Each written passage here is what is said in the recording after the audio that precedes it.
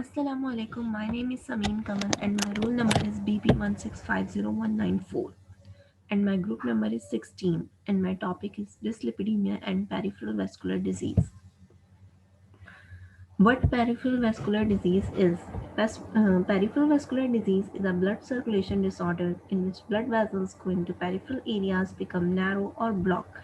So blood supply to peripheral areas affected and causes pain in leg during exercise or sometime during walking. Risk factors.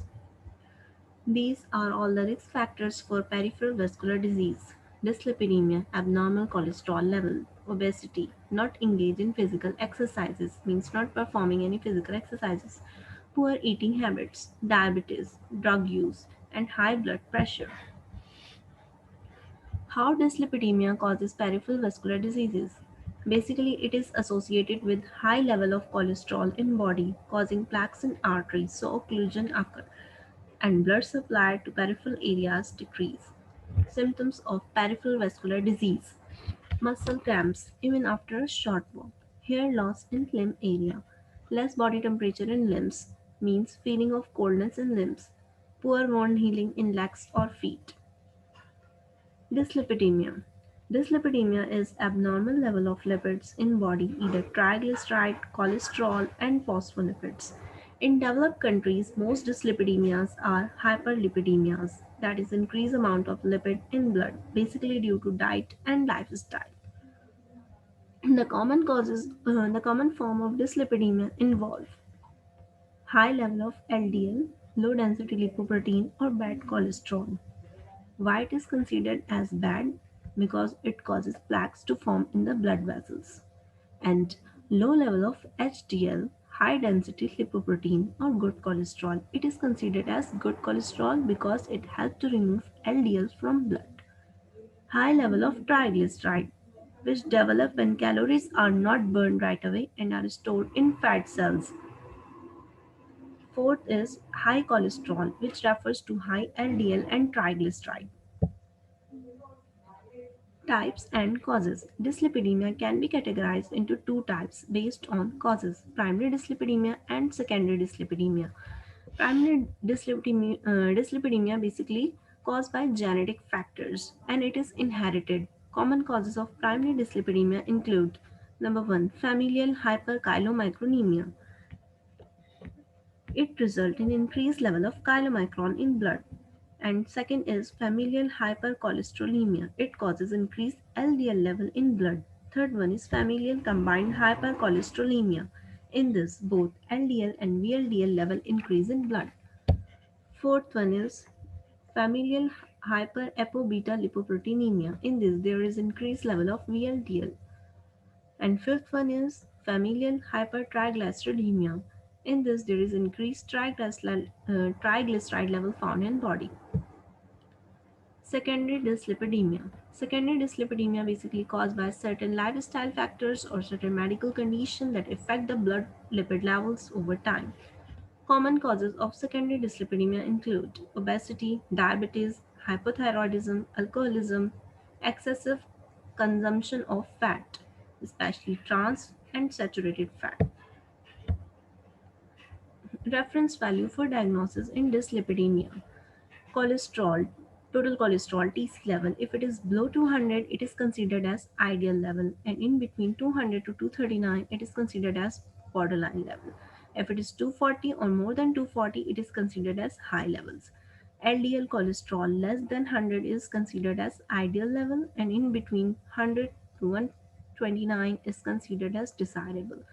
And if it is between 130 to 159, it is at borderline level. And if it is more than 190 and 190, it is considered as very high level of LDL cholesterol.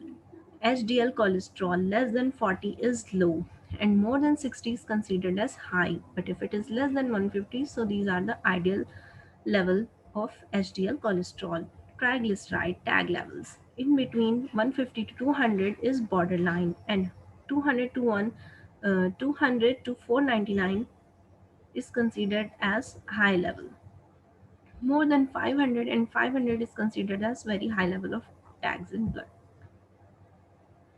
Case study. Mr. PT is a 52-year-old active school teacher and he was found to have a raised total cholesterol which is 300 milligram per deciliter and his blood pressure is elevated 140 to 90 mm of Hg.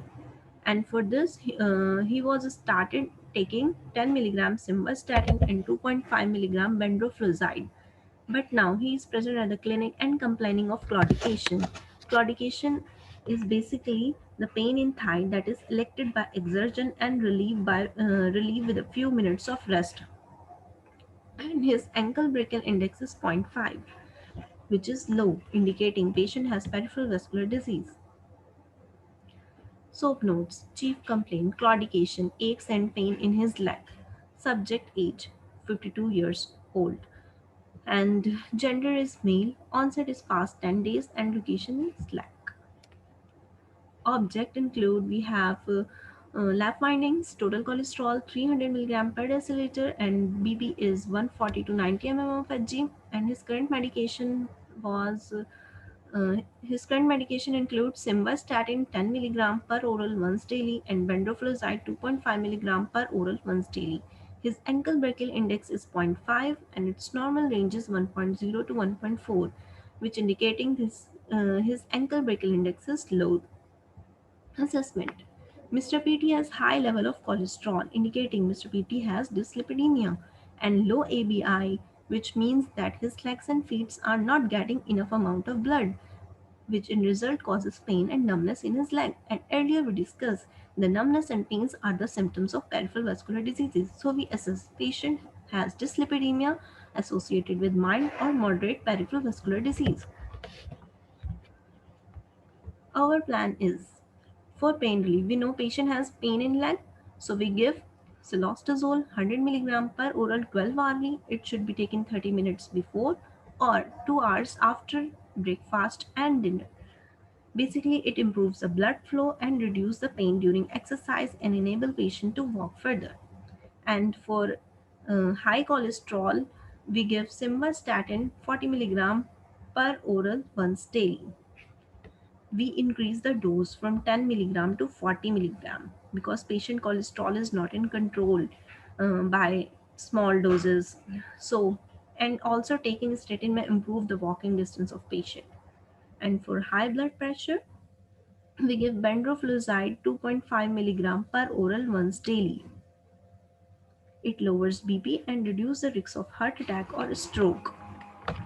And for cardiovascular risk prevention, aspirin 200 milligram per oral 1 hourly is given, which help to prevent formation of blood clot and reduce risk of heart diseases and clot blocking blood flow to limbs.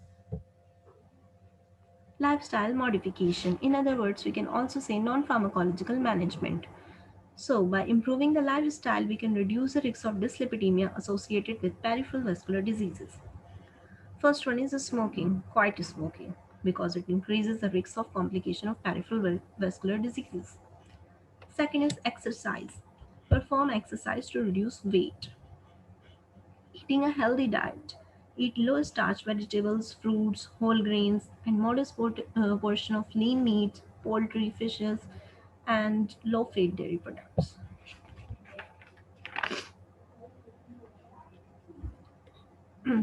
Food drug interactions.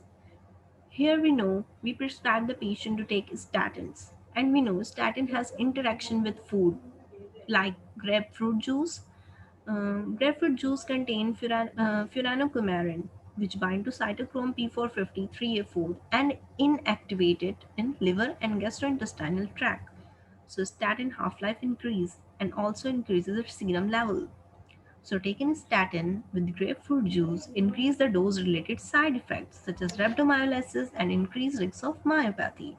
So atorvastatin and simvastatin is metabolized by cytochrome 3A4. So concurrent intake of atorvastatin and simvastatin with grapefruit juice is not recommended at all. But pravastatin and rosuvastatin can be better alternative because they are not substantially metabolized by cytochrome P450. Thank you.